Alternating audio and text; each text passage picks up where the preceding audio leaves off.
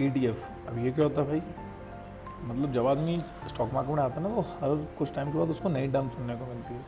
तो हमारा ये चैनल उसी चीज़ों पे बेस्ड है कि जो लोग स्टॉक मार्केट में नए हैं और जिनको पर्सनल फाइनेंस की समझ नहीं है, उनको हम एजुकेट करें। तो आज हम इसी बारे में बात करने वाले हैं कि स्टॉक मार्केट के अंदर ETF क्या चीज़ होती है, कौन खरीदता है, क्यों खरीदता है, कितने रुपए के होते हैं, किस सेक्टर के होते हैं। बेसिकली क्या होता है कि जैसे आपने टाटा स्टील खरीदा है ना, तो स्टील से पता चल रहा है कि भाई स्टील है।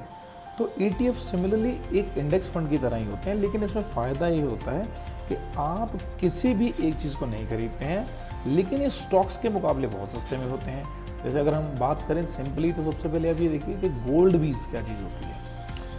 तो हम बताएंगे इन चीज़ों के बारे में। मैं हूं इंद्री सिंह, आपका साथी फौजी फाइनेंस के ऊपर, जहां हम बात करते हैं आपकी फाइनेंशियल फ्रीडम और आज़ादी के बारे में। तो चलिए शुरू करते हैं वीडियो। आज आपके दिमाग में और दिल में जितने भी सवाल हैं, हम ये सारे क्लियर करते हैं। आखिर ETF होते क्या हैं, कैसे इन्वेस्ट कर सकते हैं, कौन इन्वेस्ट कर सकता है और कहाँ से खरीद सकते हैं। कुछ लोगों के दिमाग में ये होता है कि क्या ETF म्यूचुअल फंड की तरह होते हैं, तो इस बात के ऊपर भी आज हम और से बात करेंगे। चलिए सबसे पहले ETF के ना बेसिक कॉन्सेप्ट को समझने की कोशिश करते हैं। अगर मैं आपको कहूँ कि आपके पास सिर्फ 100 रुपये हैं और आपको निफ्टी 50 के सारे स्टॉक्स खरीदने हैं, सारे मतलब सारे, फिर वाले वो आयशर मोटर है, महिंद्रा एंड महिंद्रा है या टाटा मोटर है। अब सिंपल सी कहानी है, ये तीनों स्टॉक 100 रुपये में तो आएंगे नहीं। सिमिलरली जैसे कि म्यूचुअल फंड में आप यूनिट्स को खरीदते हैं, आप म्यूचुअल फंड में तो 100 रुपये के ऐसे भी कर रहे हैं ना। अब म्यूचुअल फंड में क्या सीन होता है कि 100 रुपये की जब आप SIP करते हैं, तो आप फंड मैनेजर को 100 रुपये देते हैं। वो फंड मैनेजर आपके लिए 100 रुपये के जो भी स्टॉक उसको अच्छे लगते हैं वो खरीदता है या बेचता है, जो भी करता है। लेकिन ETFs के अंदर ये होता है कि आप अपनी मर्जी से किसी भी एक सेक्टर को खरीदते हैं। जैसे अगर मैं सिंपल भाषा में बताऊं कि अगर आपने गोल्ड बीज खरीदा जो कि 80 रुपये का है ना, एंड अगर आप 80 रुपये का ऑफलाइन गोल्ड खरीदना चाहे तो सिंपल नहीं खरीद पाएंगे, कुछ भी नहीं आएगा, है ना।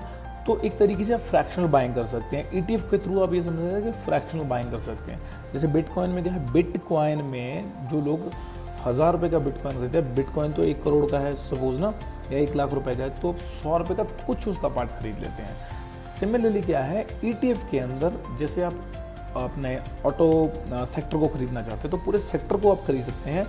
अब अगर उस सेक्टर के अंदर 10 कंपनी आती है, सपोज आप ऑटो बीज को खरीदते हैं ना, तो ऑटो बीज के अंदर मतलब जितनी भी कंपनियां हैं, टाटा मोटर है, महिंद्रा एंड महिंद्रा है, आयशर मोटर है, अशोक लेलैंड है ना, या और भी जो कंपनियां जो उसके अंदर आती हैं, तो जितनी भी ये कंपनियां हैं, अब जब तक वो अच्छा परफॉर्म कर रही हैं, वो तब तक ही ऑटो बीज के अंदर रहेंगी।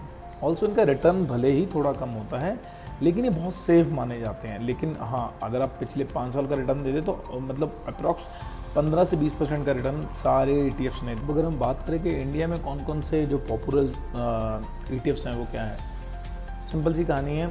सबसे पहले गोल्ड बीज। गोल्ड मतलब एक ऐसी चीज़ है, अगर आप इसमें इन्वेस्ट करते हैं तो इन्फ्लेशन को आप पक्का बीट कर सकते हैं। गोल्ड प्रिजर्व वेल्थ है सभी कंट्रीज़ के अंदर। तो कंट्रीज़ की अगर हम बात करें तो हर घर की तो ऑल्सो होगी, तो सभी को गोल्ड बीज में इन्वेस्ट करना चाहिए मे बी।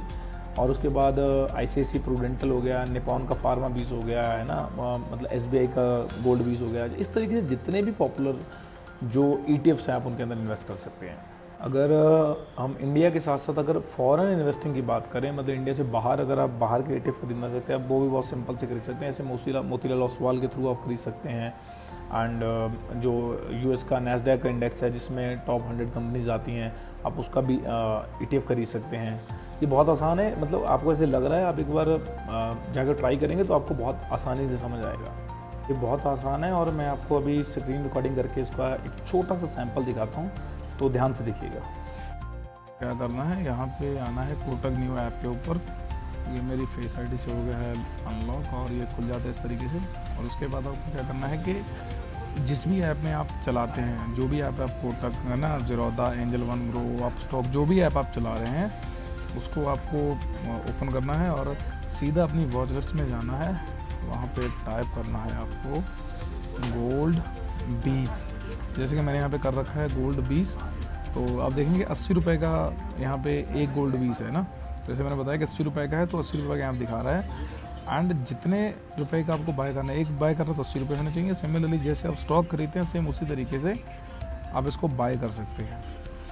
मैं तो खैर ज़ीरोधा में चलाता हूँ, खाली कोटक को मैं न्यू, जो कोटक न्यू है इसको मैं खाली मॉनिटरिंग के लिए ट्राई करता हूँ। दोस्तों कोई भी ETF जो आपको पसंद है वो आपके पोर्टफोलियो का हीरो बन सकता है। अब हीरो कैसे बन सकता है? बिकॉज जब भी मार्केट्स गिरे हैं, जब भी रिसेशन आए हैं मार्केट में, जब भी करेक्शंस हुई हैं, उसके बाद क्या हुआ है, ETF कम गिरते हैं बिकॉज इनमें क्या होता है, सारा सेक्टर आ जाता है। जैसे दो मेरे फेवरेट्स हैं, एक है गोल्ड बीज एंड दूसरा क्या है, दूसरा है फार्मा बीज। बिकॉज इस दुनिया में जब से ये ह्यूमन बींग्स बने हैं बीमार होते आए हैं और बीमार होते रहेंगे।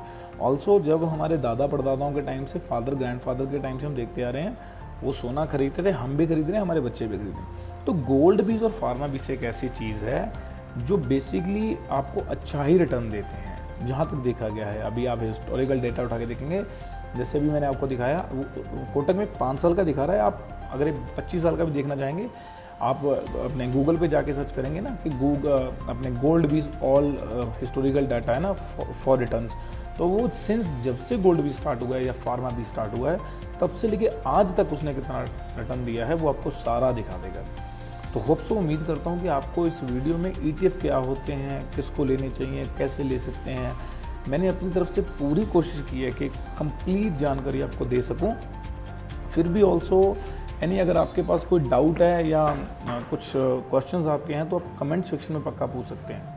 तो आई होप आपको समझ आया होगा, और वीडियो अगर अच्छी लगी तो लाइक, शेयर और सब्सक्राइब करें, और आज ही अपना डीमैट अकाउंट ओपन करें। अगर आपके पास डीमैट अकाउंट नहीं है तो मैं नीचे डिस्क्रिप्शन में अपना लिंक दे रहा हूँ, आप उस लिंक से फ्री ऑफ कॉस्ट अपना डीमैट अकाउंट ओपन कर सकते हैं और अपनी इन्वेस्टमेंट जर्नी को स्टार्ट कर सकते हैं। और ETF को पक्का खरीदिए, और अकाउंट ओपन करने के बाद कमेंट सेक्शन में पक्का बताइए कि आपने ETF खरीदा या नहीं खरीदा, खरीदा है तो कौन सा खरीदा है।